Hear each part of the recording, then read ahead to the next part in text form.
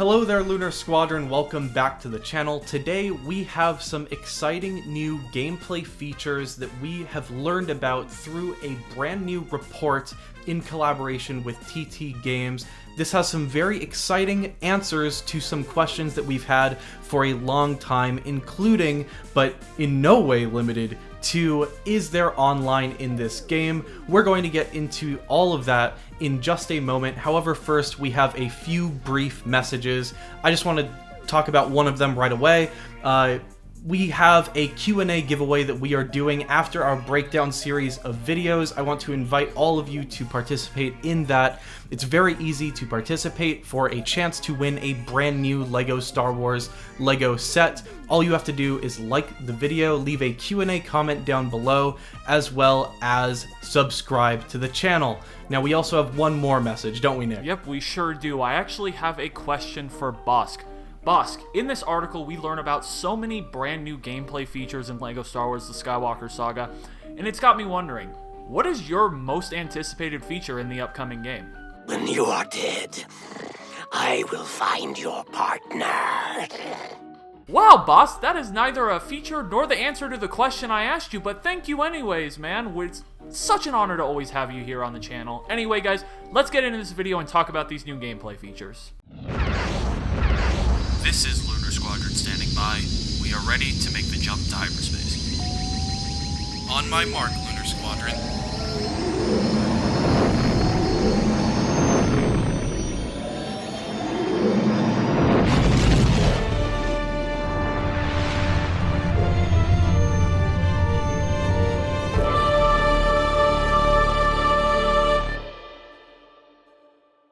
Alright guys, so yesterday we got this really big report out of Family Video Game Database, which was in collaboration with TT Games, where they go over the accessibility features of LEGO Star Wars The Skywalker Saga. However, within the report, they give us a lot of insight into the composition of the gameplay in LEGO Star Wars. Now, Andreas, I want to start this off by talking about one really big thing that stands out from this accessibility report. Under the game details tab of this report, we see that it says players. You can play with 2 players in the same room. No mention of online co-op. How are we feeling about this? I mean, at this point, this is something that we've all kind of come to accept, I feel, that this game does not have online. I think if it did have online, we would have seen it in the gameplay overview trailer. Now, we've already kind of talked about this at length. Obviously, James McLaughlin being asked at E3 2019 whether there will be online, he responded saying, quote, "We have technology." We have technology.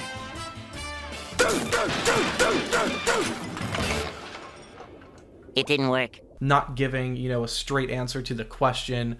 Now, this is obviously very disappointing to read, especially in an accessibility article. I think, with accessibility now, especially with the pandemic, we really do have to be thinking about the accessibility of online features to, give players another option to play together and play through the game.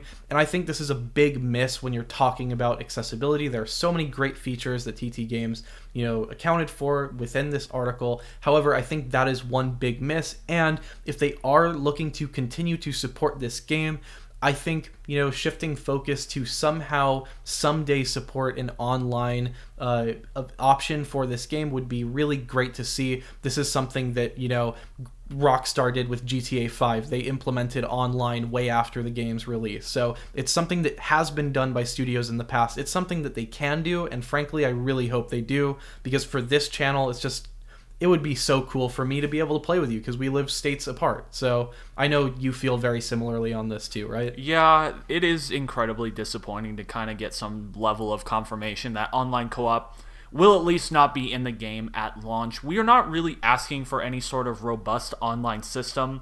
We are just simply asking for that couch co-op to be able to be taken to an online sphere where, like you said, Andreas, you and I are states apart, thousands of miles apart, and I just want to play the game with you on the channel. So I'm obviously disappointed that we won't be able to do that in a more direct way. There are, of course, indirect ways that we will work around that for the good of the channel. Now, while that is disappointing, we did get some very exciting news and insight about other features in the game. So I kind of want to just go point by point through these accessibility notes and just kind of talk about how these features impact the gameplay.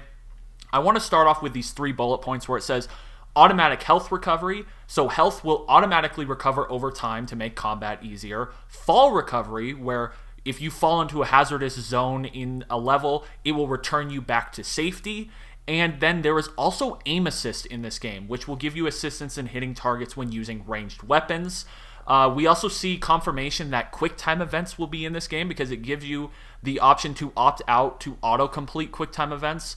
And then we also see that there will be a minor stud/coin penalty for losing all your health and respawning, but player progress will never be lost when you die or lose health. This is very similar to other LEGO games of the past. Now, Andreas, I know you had some opinions, especially when it comes to aim assist, when it talks about target lock-on, near-target slowdown, and on-target slowdown with homing shots. So what are your opinions on these features?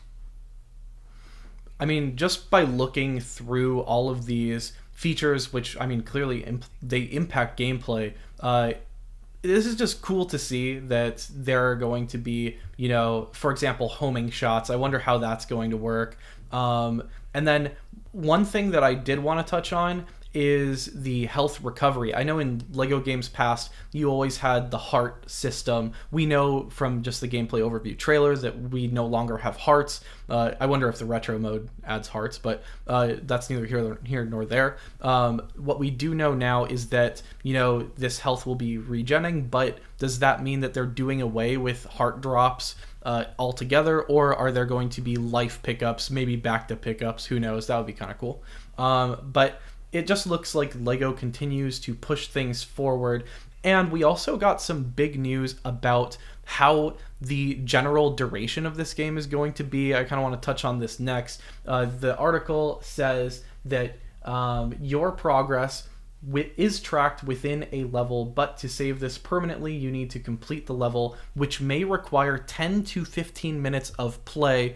Now, a 10 to 15 minute average kind of puts us in an area where when you account for the fact that you have, you know, as many levels as you do and as many movies as you do in this game, that means that this game will have a runtime just for the main missions of approximately 10 hours, probably somewhere in that 8 to 10 hour range if I had to guess.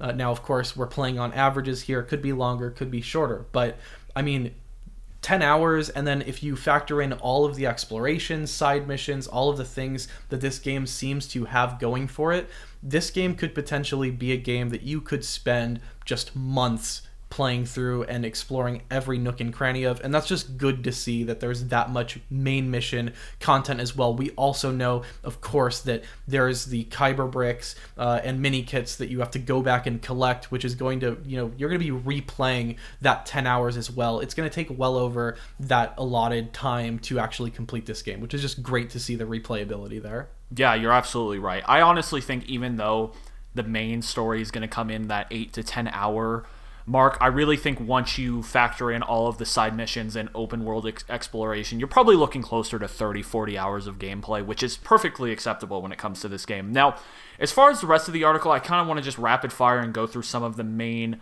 bullet points that we get throughout, because like I said, we get a ton of features for how the gameplay will work in this game. First off, we see that you will be able to customize difficulty, so there will be like a slider option. It's not exactly where you can pick like medium, easy, hard difficulty, but you can change certain elements about the gameplay that will make it either easier or harder. We also see that there will be tutorials in this game that will help you along the way. And then we also see this nice little part about navigation in it when it comes to this game. So that there will be in-game navigation and that maps will be nice and easy to read. They will offer large text and markers which will help guide you along the way. There will be clear mission objectives, which means the game will provide clear, structured missions with directional guidance on which can be attempted next. and it will also indicate which missions can't be attempted just yet because you don't have the appropriate items yet to complete that mission, which I thought that was a really interesting thing. And then here under it, I think this is a big point that we really wanted to talk about, is that there is going to be a game map, which is going to show you the landscape, points of interest, and missions highlighted throughout the entire game. Now, correct me if I'm wrong, Andres, I don't think up to this point in any of the gameplay we've gotten, including gameplay with the HUD, we haven't seen this world map yet. Yeah, and that was a real concern for me, actually, because I don't know about you guys, but I use Google Maps to go everywhere. I don't know where I'm going.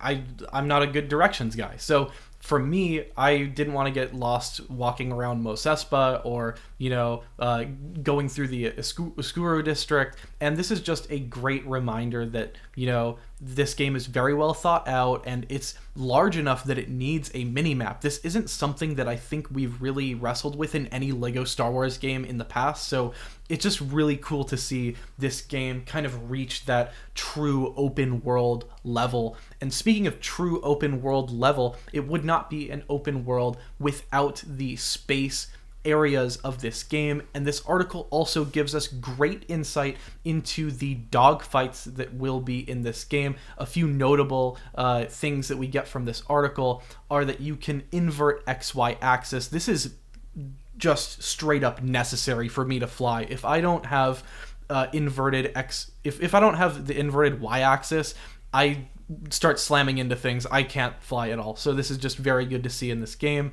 Also, we learned that in those dogfights, ships and enemies are highlighted with lock-on red markers, so you are able to lock onto ships, and kind of that will aid you in the dogfighting process. And then finally, you are able to turn off motion blur and camera shake, which is also nice to see because some people don't like those sort of things when they are flying around, understandably so. Also, one question that we've been getting very frequently has been answered with this article, and that is, can you use mouse and keyboard for this game on PC? Nick, we got the answer for that, didn't we? Yep, we sure did. This was actually the last point I really wanted to touch on in this video, was that mouse and keyboard support for LEGO Star Wars The Skywalker Saga has been confirmed by this accessibility report. Like you said, we've been getting a lot of questions in our comments if there was any news about mouse and keyboard. Well, here you go. Here is your answer. You will be able to use mouse and keyboard when it comes to playing LEGO Star Wars The Skywalker Saga. You will also only be able to play with keyboard alone if you want to. Not quite sure how that will function in that kind of very 3D space. No idea. Like, I get how it would work, but that doesn't seem like the most comfortable way to do it. I really think if you're going to plan on playing this game with a keyboard and mouse, you should use the mouse. But if you don't have a mouse to use, it's nice that they thought about a way to use just the keyboard. So there are a ton of accessibility options in this game. It really looks like TT Games went the extra mile when it comes to thinking of how to make sure this game is inclusive to everybody in the Star Wars community and in the LEGO Star Wars community so that we can all enjoy this awesome game come April 5th. And this report gave us a ton of insight into the gameplay features themselves, which is awesome to hear. Really enjoyed reading through this report. Let us know down below in the comments what your favorite aspect of this report was. What gameplay features that we went over are you most excited to get your hands on when this game releases April 5th? We would love to hear from all of you about this report. Also, if you are new to the channel and have not yet joined our Discord server, we would love to have you join it. The link to join that will be down below in the description. We have a lot of fun in there. It's a great way for you to get to know us and for us to get to know you better. We're very active in there, so definitely consider joining our Discord. Anyway, guys, I think that is going to do it for us. Thank you all so much for watching, and as always, we will see you all next time.